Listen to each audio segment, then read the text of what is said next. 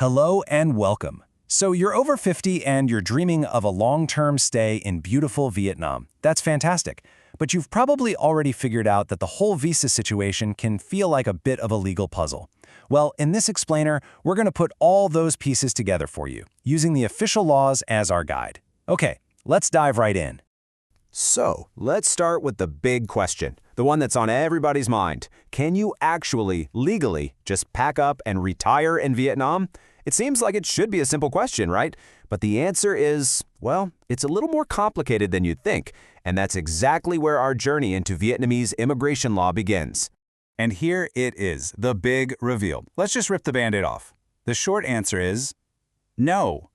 If you search through every official legal document Vietnam has, you will not find a single mention of a retirement visa. It just doesn't exist. It's a huge myth, and getting past that myth is the absolute first step to finding a real, legal way to live here for the long haul. Okay, so for retirement visa is off the table, what are your actual options? To figure that out, we have to go straight to the source. Everything we're about to talk about comes directly from Vietnam's main law on the topic. That's law number 47/2014/QH13. This is the rulebook. By sticking to the official law, we can cut through all the confusing or just plain wrong advice you might find online. This is about getting to the real facts of what's possible. The law starts with a couple of key definitions we need to know. First up, residence. According to the law, this just means a foreigner staying in Vietnam either temporarily or permanently. Simple enough, right? This is the legal status that we're all aiming for. And that leads us to the document that is the key to this whole thing, the Temporary Residence Card, or TRC.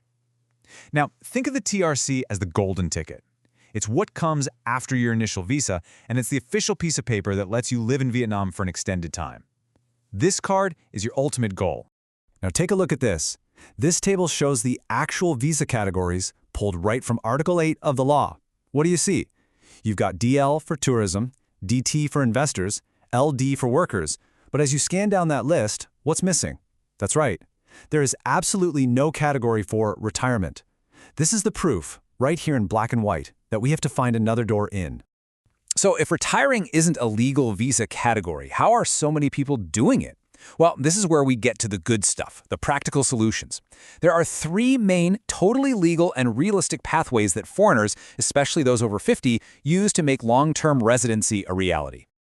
Let's kick things off with pathway number 1, which is maybe the most direct route if you have some capital to work with, becoming an investor. This is designed for people who want to start a business or put money into an existing one here in Vietnam. This is what's known as the DT visa, and it's pretty simple. The length of your stay is tied directly to the size of your investment. A smaller investment might get you a 1-year visa, but if you're making a major capital contribution, you could be looking at a TRC that's good for up to 10 years. Of course, you've got to have all the official paperwork to prove your investment is legit. All right, pathway number 2 is the employment route. This is a super common path for professionals, experts, teachers, you name it, anyone with skills that are needed here. It's less about traditional retirement and more about continuing your career just in a much more exciting place. This path uses the LD visa. Now, the key item you need here is a valid work permit, which your employer in Vietnam will help you get.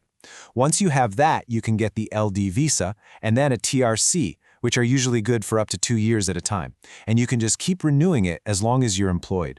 And finally, our third realistic pathway is all about family. If you have a spouse or a child who is a Vietnamese citizen, or even a foreigner who already has a long-term visa here, they might be able to sponsor your stay. This is the TT visa. Now, this one is huge for couples. Let's say one of you qualifies for an investor or work visa. You can then sponsor your spouse to come with you under this TT category. It's a very, very common solution. Naturally, you're going to need official documents like marriage or birth certificates to prove that family connection. Okay, now for a rule that applies to all three of those pathways. This one is non-negotiable. Article 14 of the law is crystal clear. You must have an official sponsor. This could be the company you invested in, the company you work for, or a family member. Somebody has to legally invite and guarantee you. There's no such thing as self-sponsoring for a long-term stay. So getting your visa and your TRC is a huge step, but it's really just the beginning. Staying in Vietnam long-term means you've got to stay compliant.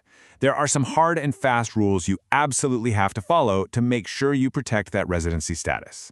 This quote right here, this might be the single most important rule in the entire law. It basically means that what you do in Vietnam has to match what your visa says you're there for. It's like this. You can't use a ticket for a rock concert to get into a baseball game. If you're here on an investor visa, you better be investing. If you're on a work visa, you better be working. Simple as that. So let's be really clear about what the law says you can't do. You can't work on a tourist visa, period. You can't provide fake documents or lie on your application. That's in Article 5. And you absolutely cannot overstay your visa or TRC, not even by a day. These aren't suggestions. They're serious violations with serious consequences. And that brings us to what's at stake. What happens if you bend or break the rules?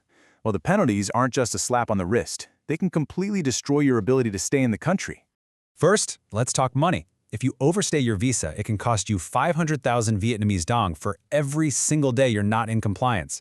That's about $20 a day, and it adds up incredibly fast. Believe me, that's just where the trouble starts. Because it gets much more serious from there. The authorities can just cancel your visa or TRC completely. After the fines, the next step can be what's called a compelled exit. That's a formal order to leave Vietnam, and it often comes with a ban that stops you from coming back for years. The risk is just not worth it. So let's bring this all home. The dream of living a long, happy life in Vietnam, it is 100% real and achievable. But, and this is the big but, it has to be built on a solid legal foundation. The whole key is to find the official pathway, whether it's investor, worker, or family, that truly and honestly matches what you're doing with your life. And that really leaves us with one last question. And this one's for you to think about. Looking at these 3 legal options we've just gone through, which one genuinely fits with your plans for your future in Vietnam? Answering that question for yourself is the most important step you can take toward building that secure, compliant, and amazing future here.